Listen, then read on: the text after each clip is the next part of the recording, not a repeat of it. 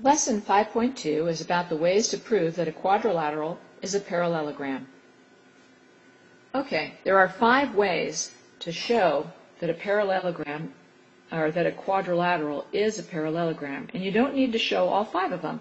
You just need to show that if one of these things is true, you know that the quadrilateral is a parallelogram. And this follows from the first lesson on what makes a parallelogram a parallelogram.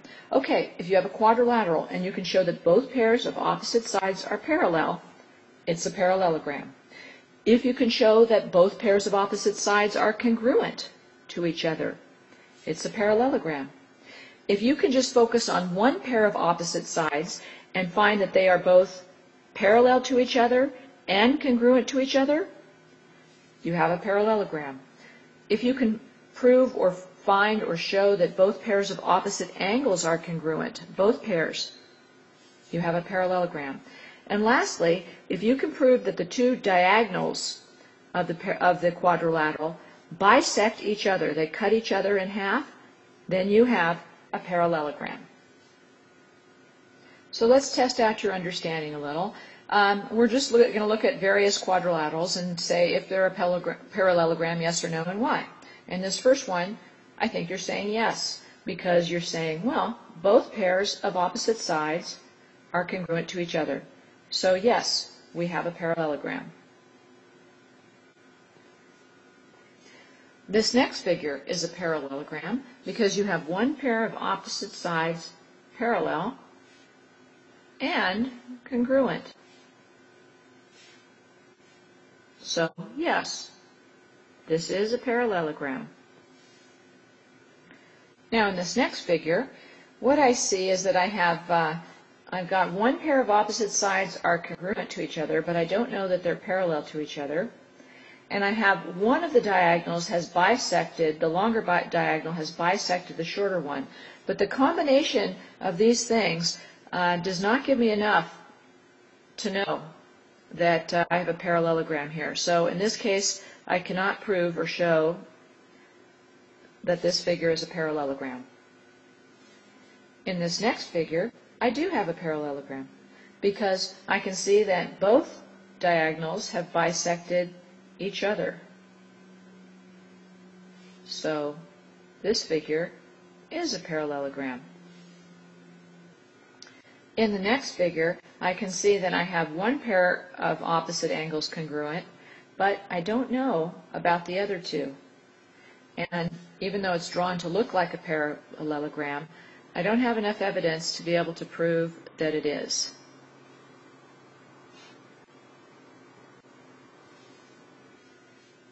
Now, looking at the same figure, if I added this, then I have enough evidence to know that I have a parallelogram. Let's look at along here. I have two same side interior angles that add to 180. So I know that these two sides are congruent. And I have, if I look along here, I have two same side interior angles that add to 180. So I know that these two are parallel. And I also know that the other angle over on the other side has to be 110.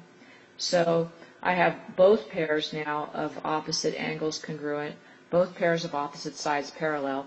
So yes, this is a parallelogram. In this next figure, I see I have the top and the bottom side of the quadrilateral parallel to each other. And with respect to the other side, I know that if these two segments, the left and the right side, are both perpendicular to the same line, then they must be parallel to each other. So the left side and the right side must be parallel to each other. So I have both pairs of opposite sides parallel. So yes, this is a parallelogram. Now look closely at this next figure. I can already see that I have one pair of opposite sides congruent. And if I could also show that those opposite sides are parallel, I would have a parallelogram, because one pair of opposite sides being both parallel to each other and congruent to each other will do it. But examine where these angle markers are, marking these two congruent angles.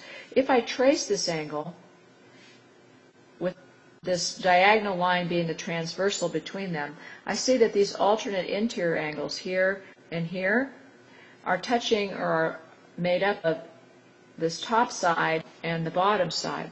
So what I've shown is that if those alternate interior angles are congruent, this top of the quadrilateral and the bottom are parallel, but I don't have the same pair of opposite sides being both congruent and parallel. So again, I'm inconclusive on this one. I cannot prove that this is a parallelogram. Now, compare that with this next diagram and the last diagram. What have we got here? If I trace this green double swooshed angle with this angle, I can see the transversal between them is the diagonal line, and that those are alternate interior angles, making this left side and the right side of this quadrilateral parallel. And then, if I go in, let's go in with orange, and trace this angle and this angle, and of course, again, the transversal between them, these two being alternate interior angles make this top side parallel to the bottom side. So because I have both pairs of opposite sides parallel, I can say, yes, this is a parallelogram.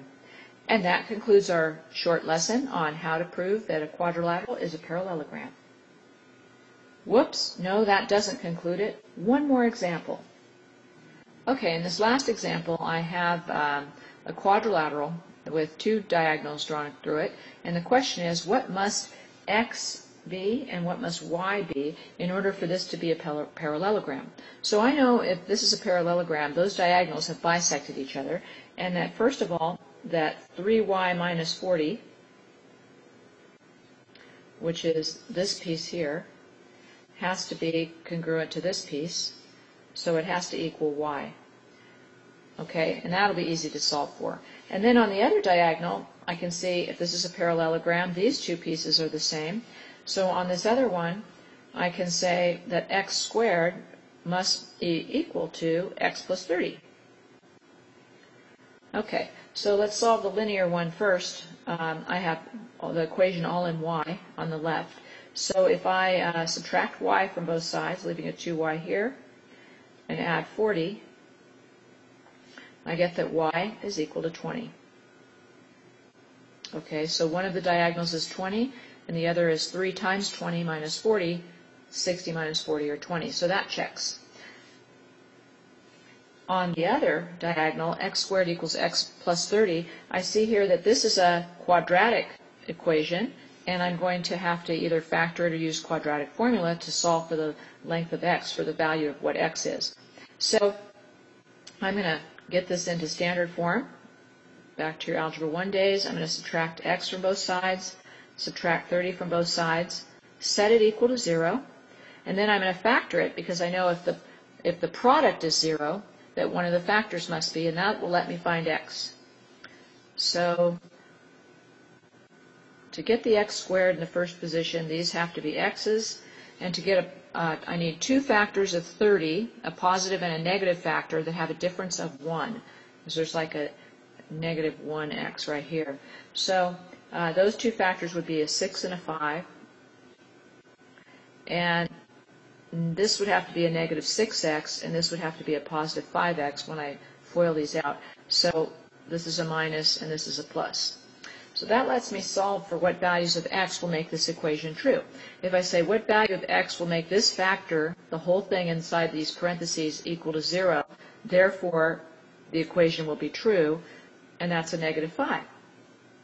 And then I say, okay, now let's look at the next x. What value of x will make this whole thing, this expression, x minus 6, equal to 0, therefore the equation true, and that's a positive 6.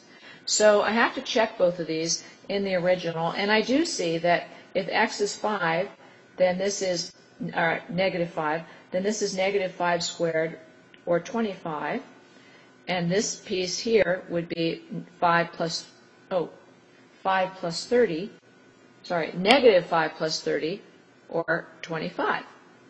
Okay, and then the other choice is, so that checks. The other choice is 6. If x is 6, then x squared, this piece would be 36, and x plus 30 would be 6 plus 30, and this would be 36. So either of those answers work, either a negative 5 or a positive 6. And that is it.